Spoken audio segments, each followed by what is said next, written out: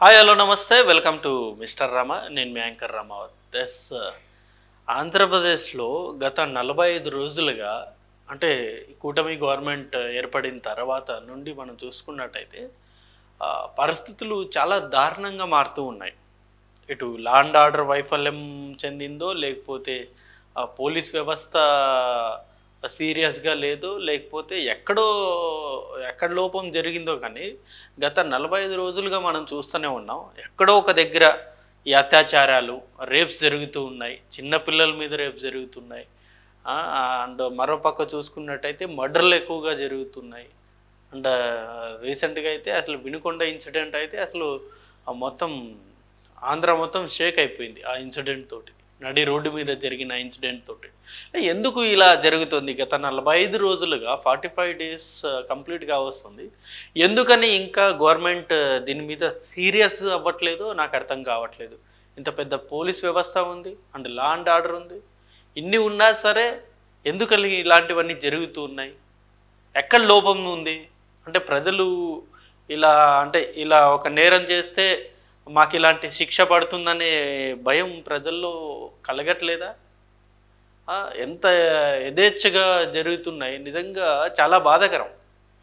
So ఇవన్నీ పక్కన పెడితే ఇప్పటికైనా సీరియస్లీ గవర్నమెంట్ చాలా సీరియస్ యాక్షన్ తీసుకోవాలి. ఎవరైతే ఈ నేరాలకి పాల్పడుతున్నారో వాళ్ళ మీద ఖచ్చితంగా సీరియస్ యాక్షన్ అనేది ఉండాలి. లేకపోతే ఇంకా పెట్టరేగిపోతాయి, ఇవన్నీ ఇంకా ఎక్కువైపోతాయి ఇవన్నీ.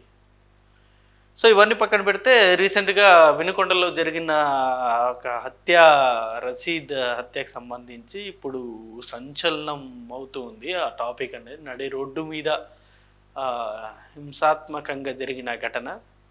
సో దీని మీద నిన్న వైఎస్ జగన్ గారు ఆ కుటుంబాన్ని పరామర్శించారు.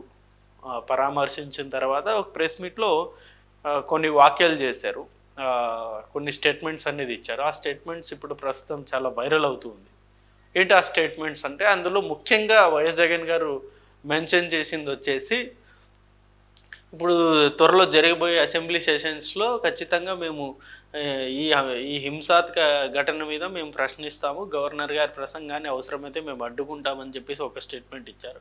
ఇంకో స్టేట్మెంట్ వచ్చేసి, ఖచ్చితంగా మేము త్వరలో ఢిల్లీకి వెళ్ళబోతున్నాం, మా ఎమ్మెల్సీలతోటి, మా ఎమ్మెల్యేలతోటి, మా ఎంపీలతోటి త్వరలో ఢిల్లీకి వెళ్ళబోతున్నాం, అక్కడ ధర్నా చేస్తాము. అండ్ అవసరమైతే అటు మోదీ గారికి కావచ్చు, లేకపోతే ఇటు అమిత్ షా గారికి కావచ్చు, లేకపోతే రాష్ట్రపతి ముర్ము గారికి కావచ్చు, వీళ్ళని కలిసి ఖచ్చితంగా మేము ఆంధ్రాలో ఇప్పుడు ప్రస్తుతం రాష్ట్రపతి పరిపాలన విధించాలని మేము డిమాండ్ చేస్తాము అని చెప్పేసి జగన్ గారు స్టేట్మెంట్ ఇవ్వడం జరిగింది. ఒకసారి ఆ వీడియో కూడా మీరు చూడొచ్చు. జగన్ గారు నిన్న మాట్లాడిన మాటలు.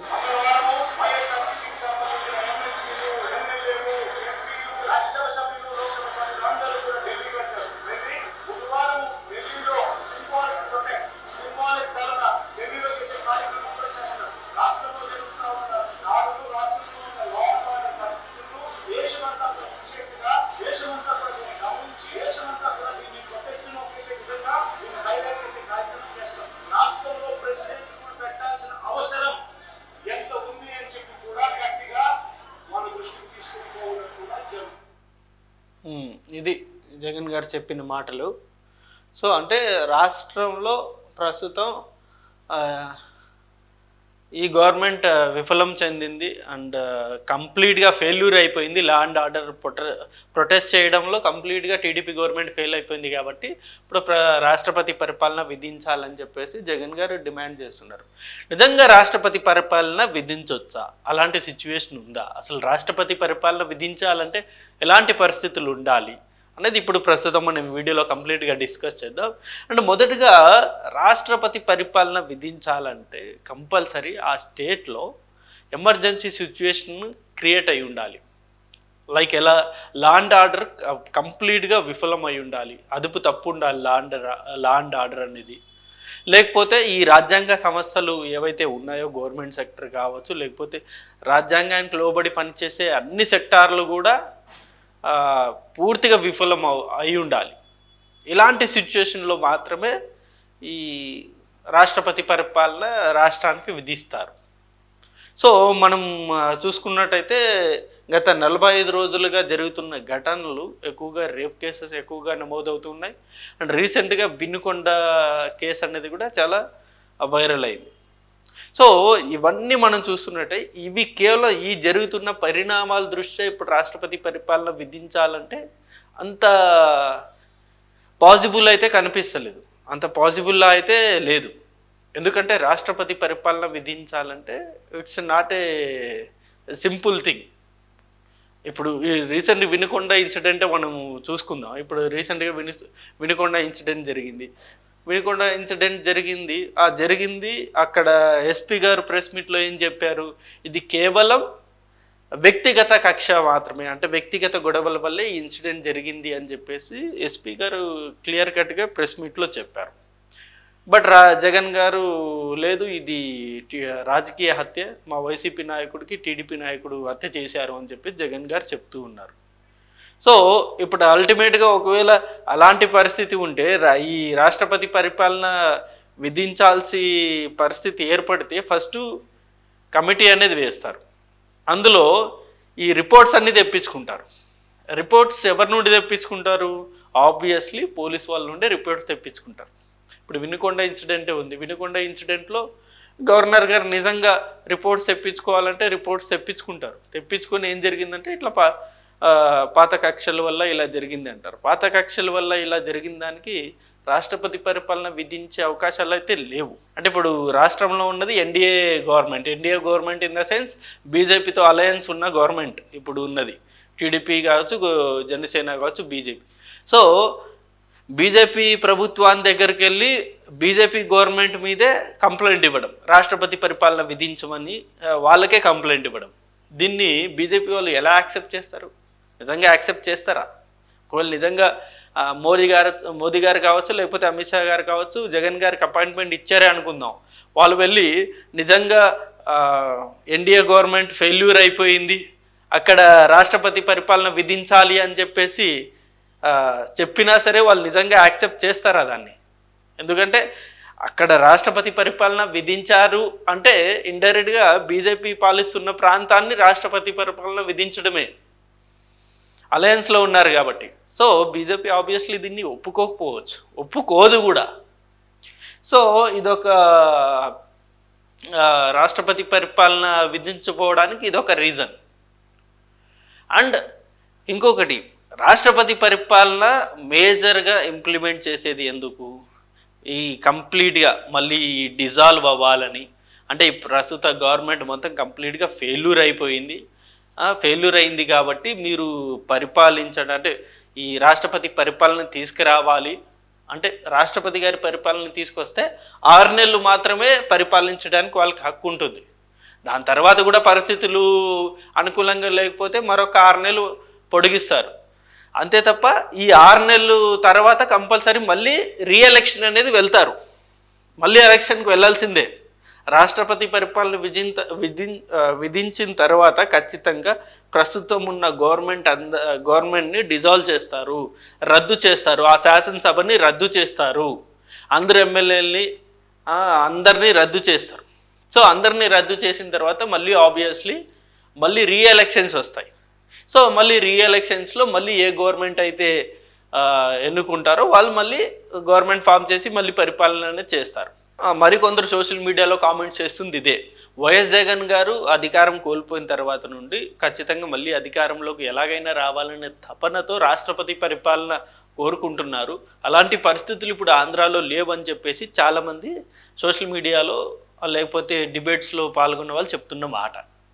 రాష్ట్రపతి పరిపాలన విధించిన తర్వాత ప్రస్తుతం ఉన్న శాసనసభ మొత్తం రద్దు అయిపోతుంది కాబట్టి మళ్ళీ ఎలక్షన్లకు వెళ్తారు, మళ్ళీ ఓటింగ్స్ ద్వారా మళ్ళీ కొత్త గవర్నమెంట్ ఎన్నుకుంటారు. సో ఈసారి మళ్ళీ ఓటింగ్స్కి వెళ్తే ఖచ్చితంగా మేము గెలుస్తామని ధీమాతో వైఎస్ఆర్సీపీ నాయకులు ఉన్నారు, జగన్ గారు ఉన్నారు కాబట్టి రాష్ట్రపతి పరిపాలన అడుగుతున్నారు అని చెప్పేసి మరికొందరు భావన. ఏది ఏమైనప్పటికీ ప్రస్తుతం ఉన్న సిచ్యుయేషన్ మనం చూసుకున్నట్టయితే ఈ కొత్త గవర్నమెంట్ ఏర్పడి 45 రోజులు మాత్రమే కంప్లీట్గా వస్తుంది కాబట్టి ఈ 45 రోజుల్లో జరిగిన హింసాత్మక ఘటనలు ఏదైతే ఉందో అవి ఖచ్చితంగా వాటి మీద సీరియస్ యాక్షన్ అనేది తీసుకోవాలి. అది కంప్లీట్ లా అండ్ ఆర్డర్ ఫెయిల్యూరే.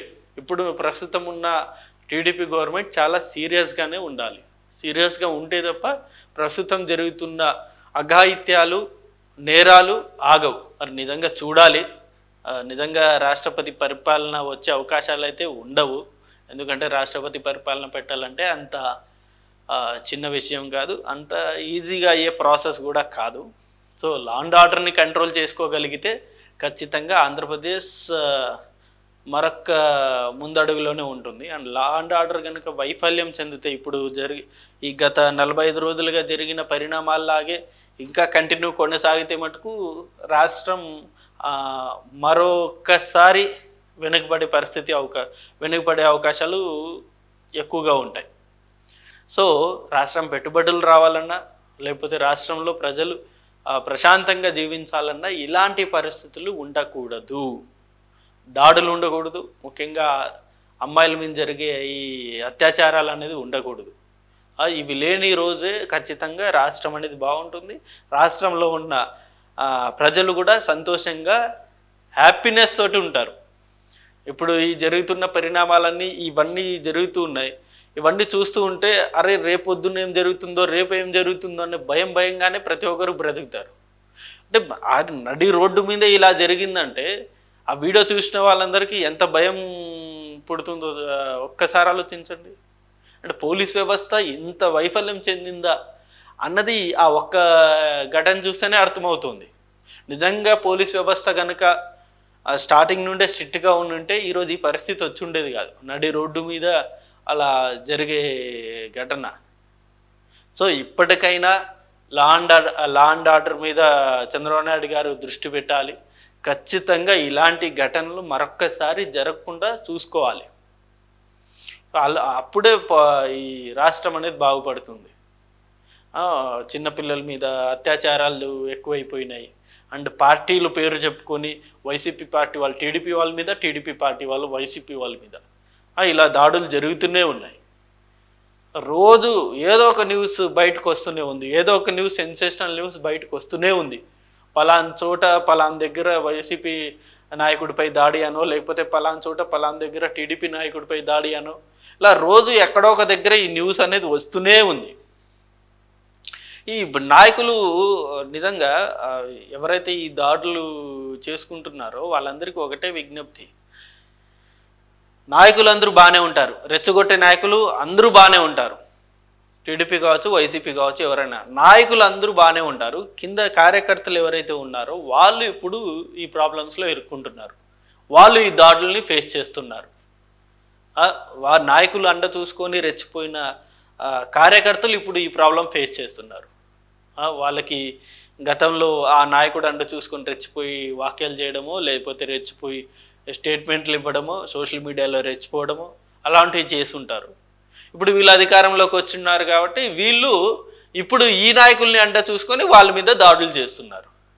అంటే వీళ్ళు దాడులు చేస్తున్నారు, వాళ్ళు దాడులు చేస్తున్నారు. ఇది ఎప్పటికీ ఫుల్ స్టాప్ పడుతుంది? ఎక్కడ ఆగుతుంది ఇది ఇలాగే కంటిన్యూ అవుతుందా? ఎంత ప్రమాదం ఇది. ఇలాగే కంటిన్యూ అయితే ఎంత ప్రమాదం ఒకసారి ఆలోచించండి. రేపొద్దు మళ్ళీ ప్రభుత్వం మారిన తర్వాత మళ్ళీ వీళ్ళ మీద దాడులు చేయాలి. ఇదే కంటిన్యూ అవుతుంది. సో దీనికి కంపల్సరీ ఫుల్ స్టాప్ అనేది పెట్టాలి. ఫుల్ స్టాప్ అనేది పెట్టాలి అంటే లా అండ్ ఆర్డర్ అనేది చాలా స్ట్రిక్ట్గా ఉండాలి. ఏ ప్రభుత్వం అయినా సరే, ఏ ప్రభుత్వం అధికారంలో ఉన్నా సరే, వైసీపీ కావచ్చు, టీడీపీ కావచ్చు, ఏ ప్రభుత్వం అధికారంలో ఉన్నా సరే లా అండ్ ఆర్డర్ అనేది చాలా స్ట్రిక్ట్గా పనిచేయాలి. అప్పుడే ఇలాంటివన్నీ ఆగుతాయి. గతంలో వైసీపీ నాయకులు ఎన్నో దారుణాలు చేశారు కదా, వాటితో పోలిస్తే ఇవి తక్కువ అని చెప్పేసి చాలామంది టీడీపీ నాయకులు మాట్లాడుతున్నారు. అది కూడా రాంగ్ స్టేట్మెంట్. గతంలో అలా చేశారు కాబట్టి వాళ్ళని ఓడించి మీకు అధికారం ఇచ్చారు. మరి మీరు మంచి పరిపాలన అందిస్తారు, మీరు లా అండ్ ఆర్డర్ కంట్రోల్ పెడతారు అని కదా మీకు పరిపాలన అందించింది. మరి మీరు కూడా అదే విధంగా వాళ్ళు గతంలో చేశారు కాబట్టి ఇప్పుడు శిక్ష అనుభవిస్తున్నారు, లేకపోతే గతంలో వాళ్ళు చేసిన పాపాలు ఇప్పుడు వాళ్ళని చుట్టుముట్టాయని ఇలాంటి స్టేట్మెంట్లు ఇచ్చేసి లా అండ్ ఆర్డర్ని గాలికి వదిలేసి మళ్ళీ ఆంధ్ర ప్రజల్ని భయభ్రాంతులకు గురి చేస్తారా? అది కరెక్ట్ కాదు కదా. సో ఏది ఏమైనప్పటికీ ఇలాంటి దాడులు జరగడం అనేది దారుణమే. ఏ ప్రభుత్వంలో ఉన్నా సరే, ఆ ప్రభుత్వం ఉన్నా సరే, ఈ ప్రభుత్వం ఉన్నా సరే, ఈ దాడులు అనేది దారుణం. అల్టిమేట్గా వీటిలో బలయ్యేది సామాన్య ప్రజలు, కార్యకర్తలే.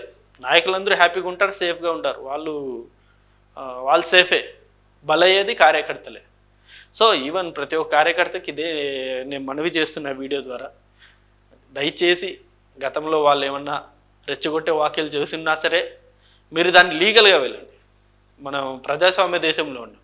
మీరు లీగల్గా వెళ్ళండి, పోలీస్ కేసు ఫైల్ చేయండి అండ్ లీగల్గా ఎదుర్కోండి. అంతే తప్ప వ్యక్తిగతంగా దాడులు అన్నది కరెక్ట్ కాదని నా భావన.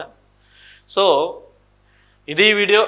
అండ్ ఈ అంశం మీద రాష్ట్రానికి రాష్ట్రపతి పరిపాలన విధించాలని చెప్పేసి జగన్ గారు డిమాండ్ చేస్తున్న అంశం మీద మీ అభిప్రాయాన్ని కూడా కింద కామెంట్ రూపంలో తెలియజేయండి. And thank you for watching this video. Thank you.